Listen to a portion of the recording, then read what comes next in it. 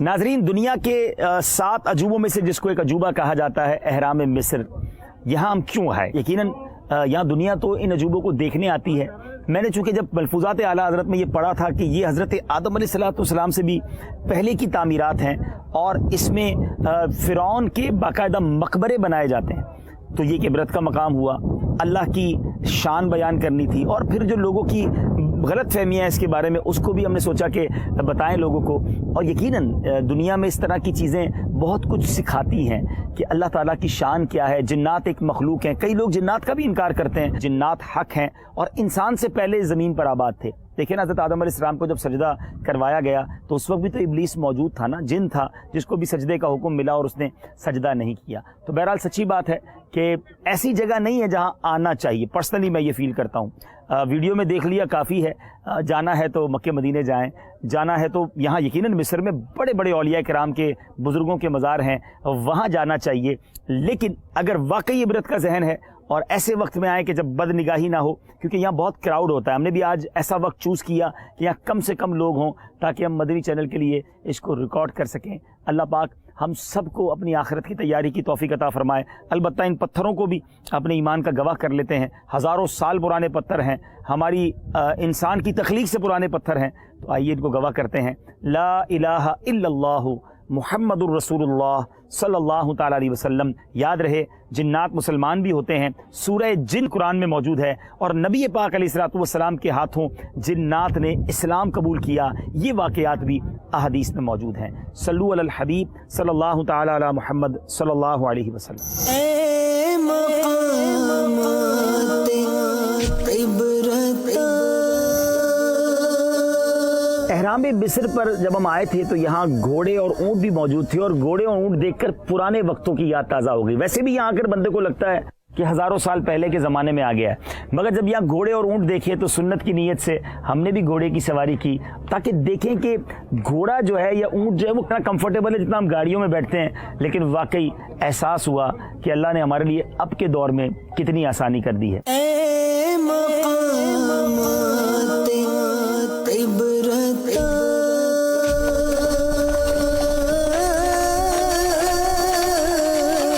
گھوڑے کی سواری سنت ہے، تو اس نیت سے گھوڑے پہ بیٹھنے کی کوشش کرتا ہوں۔ بہت ٹائم بعد، بچپن میں بیٹھے تھے، ٹرائی کرتے ہیں انشاءاللہ۔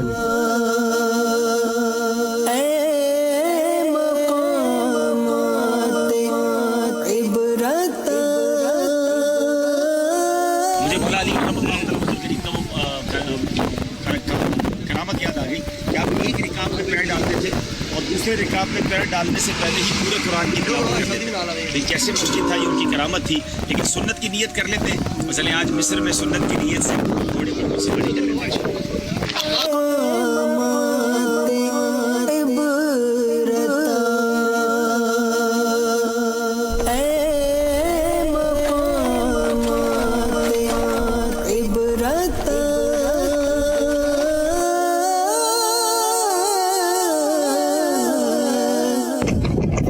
کیسے گھوڑوں پر اتنا تکلیف سفر ہوتا ہوگا، ہم تھوڑے سے سفر سے تھک جاتے ہیں۔ سینکڑوں کلومیٹر کا سفر صحابہ کرام اور نبی پاک علیہ السلام نے کیا۔ غزوہ تبوک کے موقع پر مدینہ سے تبوک تک تقریباً آج بھی 900 کلومیٹر کا فاصلہ ہے۔ جو ہے اس کو واقعی جھٹکے لگتے ہیں، کچھ لوگ بھی آ رہے ہیں، تو مطلب یہ احساس ہو رہا ہے کہ آج ہم لگژری گاڑیوں میں سکون سے سفر کرتے ہیں، ٹرینوں میں، لیکن واقعی کے گھوڑوں پر سفر کرنا یہ آسان نہیں ہے، خاص طور پہ جیسے شہری لوگوں کے لیے، لیکن اس زمانے میں لوگ اس کے عادی ہوتے ہوں گے۔ اچھا، مزے کی باتیں بتاؤں آپ بتا دیں، جب وہ پکی زمین پر چلتا تھا تو ہم زیادہ اپنے آپ کو انکمفرٹیبل فیل کرتے ہیں، مٹی میں آ گئے نا تو گھوڑے کے ایسا لگتا ہے کہ پیر جم گئے ہیں تو اب سفر کرنا آسان ہو گیا۔ اور بھی بہت سارے چھوٹے چھوٹے پیرامڈز ہیں، سامنے آپ دیکھیے وہ صحرا ہے جہاں اونٹوں پر اور گھوڑوں پر لوگ سفر کر رہے ہیں۔ تو یہ دوسرا احرام مصر آگے آپ وہاں تک پہنچے اور اس کو دیکھ رہے ہیں۔ میں جس طرح بتا رہا تھا کہ ان چیزوں پر سفر کرتے ہیں نا، ہمیں پہلے کے زمانے کے لوگوں کے انداز دیکھنے کو ملتے ہیں، ساتھ ساتھ کیسی تکلیف ہوتی ہوگی، کتنا ٹائم لگتا ہوگا۔ آپ کو پتہ ہے مکے سے مدینے کا سفر 7 دن کا سفر تھا گھوڑوں اور اونٹوں پر، اور اب ہم 4 گھنٹے میں پہنچ جاتے ہیں۔ تو اللہ نے زمین اور دنیا میں ہمارے لیے کتنی آسانیاں پیدا کر دی ہیں۔ جو گاڑی میں بیٹھتا ہے، بس میں بیٹھتا ہے، ٹرین میں بیٹھتا ہے، پھر جہاز میں بیٹھتا ہے، اس کو تو اللہ کا کتنا شکر ادا کرنا چاہیے. یعنی میں تو سمجھتا ہوں کہ اس آسان سفری راستوں نے ہمارے لیے زندگی کتنی آسان بھی کر دی اور ہمیں ایک ہی زندگی میں کتنا کچھ دیکھنے کو مل گیا. ورنہ اس زمانے میں لوگ, مجھے یاد ہے کہ آج سے چند سالوں پہلے, 100 سال پہلے بھی لوگ حج پر جاتے تھے تو 6 مہینے لگتے تھے اور کئی لوگ واپس ہی نہیں آ پاتے تھے کیونکہ اتنا طویل سفر ہوتا تھا, اس میں بیمار ہو جاتے تھے, دنیا سے چلے جاتے تھے. مگر آج مکے سے پاکستان سے مدینے جانا اور دنیا میں کہیں بھی جانا گھنٹوں میں پہنچ جاتا ہے انسان. یہ اللہ کی شان ہے, اللہ کی قدرت ہے. تو بہرحال ہمیں اس پر بھی اللہ کا شکریہ ادا کرنا چاہیے کہ اللہ کریم نے سواریوں کو ہمارے لیے مسخر کر دیا, زندگی ہمارے لیے آسان کر دی اور ہر حال میں ہمیں رب کا شکر ادا کرنا چاہیے. اے مقامات عبرت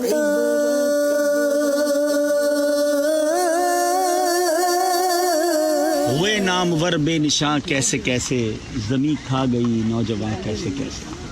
کتنے بڑے بڑے نامور دنیا سے گئے مگر آج ان کا نام لینے والا کوئی نہیں. اتنا بڑا مقبرے کے طور پہ اس کو یوز کیا گیا فرعون کے لیے, مصر کے بادشاہوں کے لیے. ان کی لاشوں کو حنوط کیا گیا, زیورات ساتھ رکھے گئے, بہت سارا ساز و سامان ڈالا گیا کہ بادشاہ کچھ ہزار سال بعد زندہ ہوگا تو وہ کام آئیں گی چیزیں. وہ حنوط والی لاشیں تو بچ گئیں جو آج زمانے کے لیے عبرت کا نشان ہیں, مگر نہ وہ مال کام آیا نہ بڑے مقبرے کام آئے. اگر ایمان نہیں تو جہنم کی آگ ٹھکانہ ہوتی ہے. اللہ کرے کہ ہم ایمان والی زندگی گزاریں تو قبر جنت کا باغ بن جائے گی. قبر باہر سے خوبصورت ہو اور اندر آگ رہی ہو اور کیڑے مکوڑے ہوں تو اس سے بڑی بدنصیبی کیا ہے. اللہ کرے کہ ہماری قبر اندر سے جنت کا باغ بن جائے. اگر قبر کو لگژری بنانا ہے, جنت کے لگژریس یوں سمجھیے کہ نعمتوں کو پانا ہے تو دنیا میں اللہ کو راضی کرنا. پلیز زندگی کی رنگینیوں میں اتنا نہ کھو جائیں کہ اللہ کو بھول جائیں, آخرت کو بھول جائیں اور آخرت کو برباد کر دیں. نمازوں کی پابندی کریں, ان چیزوں کو دیکھ کر انجوائمنٹ کی جگہ عبرت حاصل کریں. یہ جگہ جی لگانے کی دنیا نہیں ہے, یہ عبرت کی جگہ ہے, تماشا نہیں. اے مقامات عبرت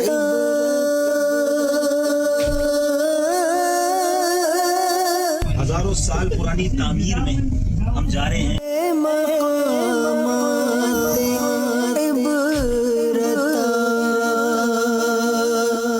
اے مقامات عبرت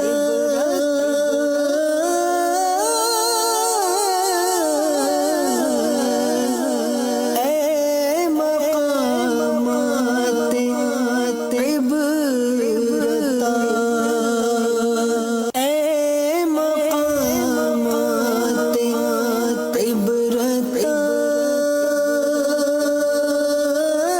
یہ احرام مصر کے جو پتھر ہیں یہ بڑی کمال کی, مطلب عقل حیران ہے. اگر ذرا سا کیمرہ مین اس کو زوم کریں تو یہ بالکل جس کو گرینائٹ کا پتھر کہتے ہیں, آپ دیکھ رہے ہیں اس پتھر کی کیفیت الگ ہے, یہ پتھر الگ ہے اور یہ پتھر الگ ہے. یعنی ایسا لگتا ہے کہ باؤنڈری کے لیے, یعنی ساری باؤنڈری جو ہے وہ گرینائٹ ٹائپ کے پتھروں کی ہے. تو باؤنڈری کے پتھر الگ ہیں اور یہ پتھر الگ ہیں. اب جو بات سمجھنے والی ہے, دیکھیں یہ اختلاف تو ہے کہ کب بنے, لیکن کیسے بنے یہ بہت کمال کی معلومات ہے. اب مثال کے طور پہ میں آپ کو جو سمجھانا چاہ رہا ہوں یہ بنے کیسے, لیکن آپ ذرا سائز دیکھیں اس پتھر کا. یہ پتھروں کی جو سائز ہے یہ بتا رہی ہے کہ یہ ایک ایک پتھر کئی کئی ٹن وزنی ہے. آئیے آپ کو ایک تحقیق کے مطابق ایک احرام مصر کتنا وزنی ہے اور اس کے پتھر کتنے وزنی ہیں وہ آپ کو بتاتے ہیں. صدیوں سے تاریخ دان اس سوال کا جواب ڈھونڈنے کی کوشش کر رہے ہیں. ماہرین کے مطالعوں سے جہاں نئے پہلو سامنے آئے ہیں وہاں نئی بحثوں نے بھی جنم لیا ہے. تقریباً 4700 سال قبل کے معماروں نے احرام بناتے وقت ریاضی کے کن اصولوں کو سامنے رکھا تھا؟ ماہرین نے جب ان احراموں کی تعمیر سائنس کے کن اصولوں کے مطابق کی؟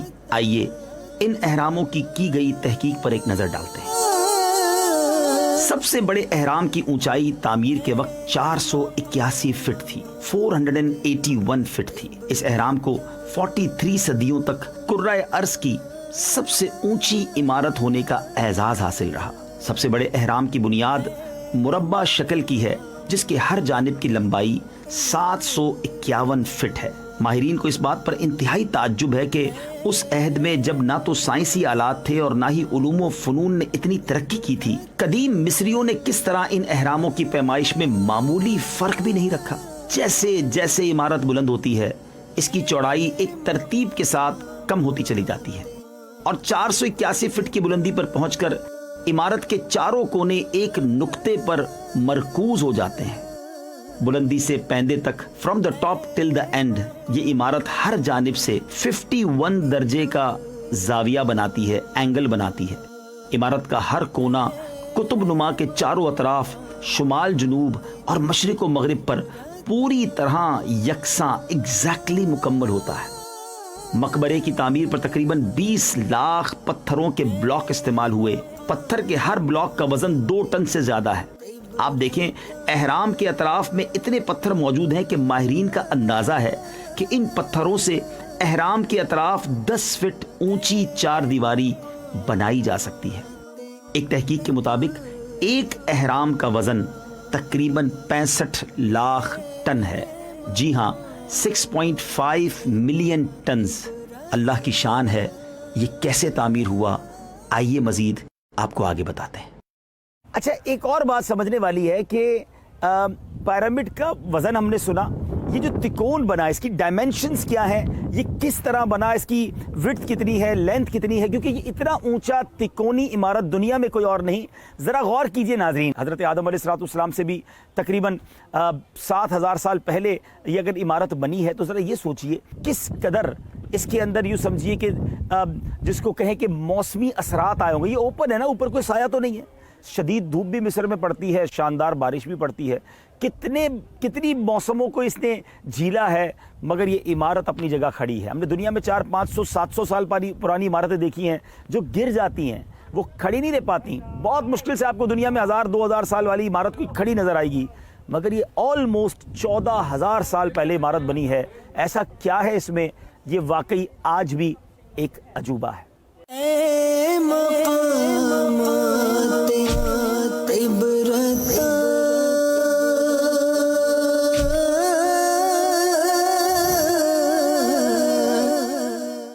ایک کے اوپر ایک پتھر اس طرح جمایا گیا ہے کہ کوئی کریڈٹ کارڈ بھی، یعنی مثال یہ دی جاتی ہے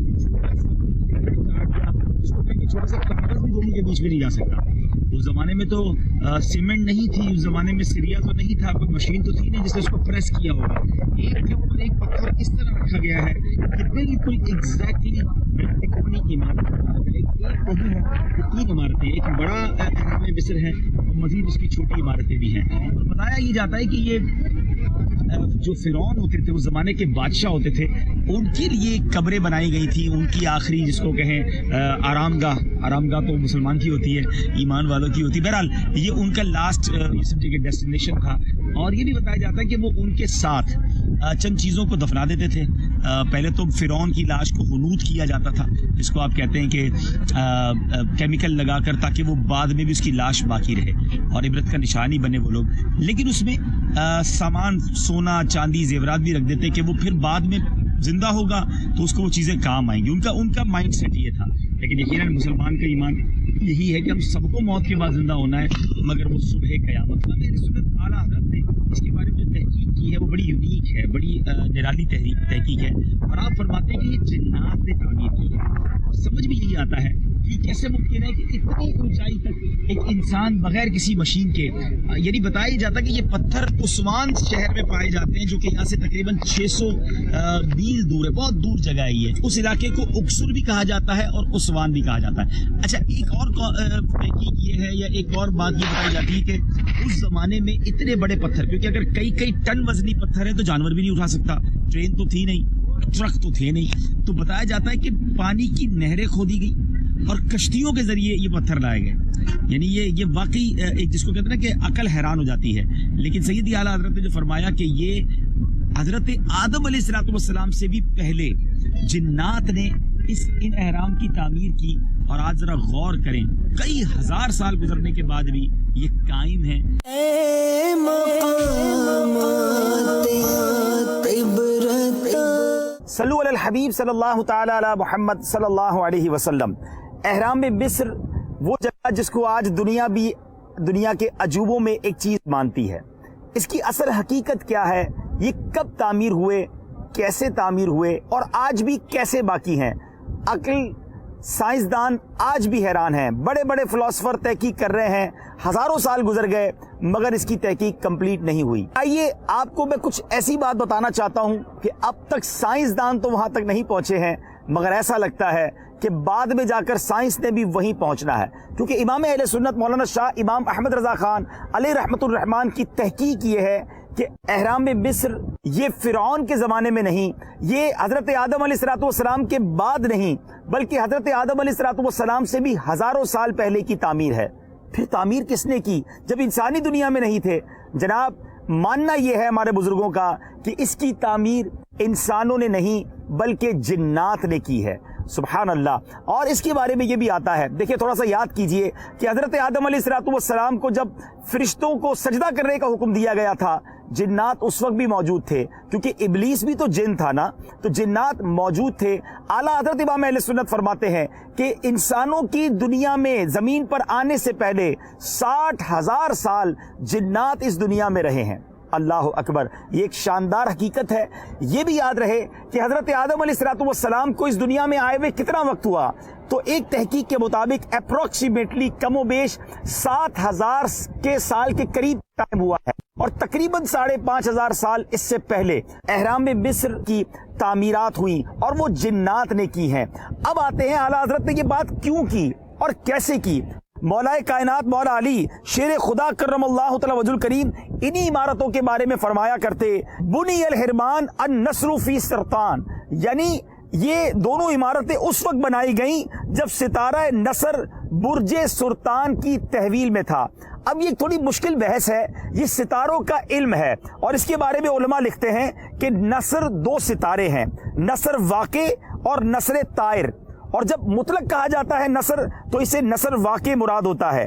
اب اس کے دروازے پر آگے جا کر دیکھیں گے ایک گدھ نما تصویر ہے جس کے پنجے میں گرگٹ اور کھن کھجورا اور بچھو وغیرہ ہیں، جس سے تاریخ کی طرف اشارہ ہے، اور مطلب یہ کہ نصر جو ہے وہ سلطان میں آیا اس وقت یہ عمارت بنی، جس کے حساب سے 12,640 سال 8.5 مہینے ہوتے ہیں، یعنی یہ اس وقت کی بات ہے جب مولا علی کرم اللہ تعالی وجہ الکریم نے یہ فرمایا۔ تو آل ٹوگیدر ہم کچھ اور سال بڑھا لیتے ہیں، حضرت علی کو اگر 1300 سال ہو گئے، تو اگر آج کے دور میں ہم یہ کہیں کہ 14,000 سال پہلے اہرام مصر کی تعمیر ہوئی، تو حضرت آدم علیہ السلام کو تقریباً 7,000 سال ہوئے ہیں، تو مزید 7,000 سال پہلے یہ تعمیرات ہوئی تھیں۔ اور سبحان اللہ، یاد رہے کہ حضرت آدم علیہ السلام کے بعد دنیا میں ایک وقت ایسا بھی آیا کہ ساری دنیا ختم ہو گئی۔